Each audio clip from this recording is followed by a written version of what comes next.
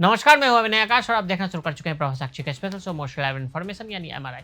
अगले सप्ताह से शुरू होने वाले संसद के मानसून सत्र के दौरान आपदा प्रबंधन कानून में संशोधन सहित 6 नए विधेयक पेश किए जाएंगे। वित्त विधेयक के अलावा सरकार ने नागरिक उड्डयन क्षेत्र में व्यापार करने में आसानी के लिए सक्षम प्रावधान प्रदान करने के लिए 1934 के विमान अधिनियम को बदलने के लिए भारतीय वायुसेना विधेयक 2024 को भी सूचीबद्ध किया है। वित्त मंत्री निर्मला सीतारमण 23 जुलाई को केंद्रीय बजट भी पेश करने वाली है। जीडीपी ग्रोथ रेट 8.2% है। यह रफ्तार इसे दुनिया के सबसे तेजी से बढ़ती प्रमुख अर्थव्यवस्था बना देते हैं। ऐसे में किसी बड़े बदलाव की जरूरत है। कुछ विश्लेषक का मानना है कि बड़े बदलाव आम चुनाव के बाद ही किए जाने चाहिए। माना जाता है कि किसी भी चुनावी कार्यकाल के अंतिम 2 वर्ष में आमतौर पर संभलकर कदम उठाने वाले होते हैं। वित्त मंत्री से आयकर में छूट की सीमा में बदलाव की उम्मीद की जा रही है। इसके अलावा आंध्र प्रदेश और बिहार के फंड को लेकर भी सभी की निगाहें हैं। किसान सम्मान निधि की रकम बढ़ती है या नहीं, ये भी देखना दिलचस्प होगा। 6 बिलों की सूची।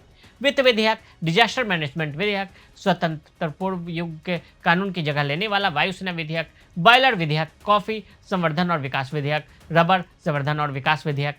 बिजनेस एडवाइजरी कमेटी में कौन कौन शामिल? लोकसभा अध्यक्ष ओम बिरला ने संसदीय एजेंडा तय करने वाली बिजनेस एडवाइजरी कमेटी का भी गठन किया है। समिति में सदस्य के रूप में Sudeep Bandyopadhyay, Trinamool Congress, PP Chaudhary Bhajpa, Shri Krishna Devarayalu Telugu Desam party, Nishikant Dubey Bhajpa, Gaurav Gogoi Congress, Sanjay Jaiswal Bhajpa, दिलशोर Kamat JDU, भृतहर Mahtab BJP, Dayanidhi Maran DMK, Baijayant पांडा बीजेपी, अरविंद सावंत शिवसेना यूबीटी और कोडिकुंडली सुरेश कांग्रेस, अनुराग ठाकुर बीजेपी, लालजी वर्मा सपा से। फाइनेंस बिल संविधान के अनुच्छेद 110 में परिभाषित किया गया है। इसे वित्त विधेयक एक मनी बिल है। वित्त विधेयक केंद्रीय बजट का एक हिस्सा है जिसमें देश के वित्त मंत्री द्वारा प्रस्तावित कराधान के बदलाव के लिए आवश्यक सभी कानून संशोधन का विवरण होता है। किसानों पर फोकस।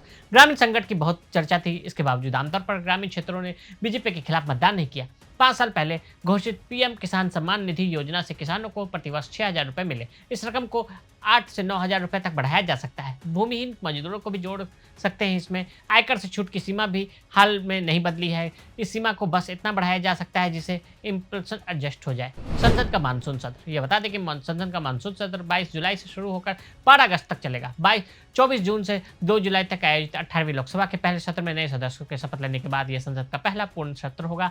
आम चुनाव के नतीजे के बाद 18वीं लोकसभा के गठन के बाद संसद का पहला सत्र हंगामेदार रहा और एनईटी यूजी परीक्षा विवाद सहित कई मुद्दों पर विपक्ष और सरकार के बीच टकराव हुआ। राष्ट्रपति द्रौपदी मुर्मू ने 27 जून को दोनों सदनों की संयुक्त बैठक को संबोधित किया और लोकसभा और राज्यसभा दोनों ने राष्ट्रपति के अभिभाषण पर धन्यवाद प्रस्ताव अपनाया। तो आज हमने आपको संसद के मानसून सत्र के बारे में बताया। आज के लिए दी इजाजत।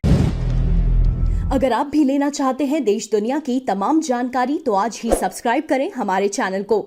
साथ ही नीचे दिए बेल आइकन को जरूर दबाएं ताकि हर अपडेट आप तक पहुंच सके।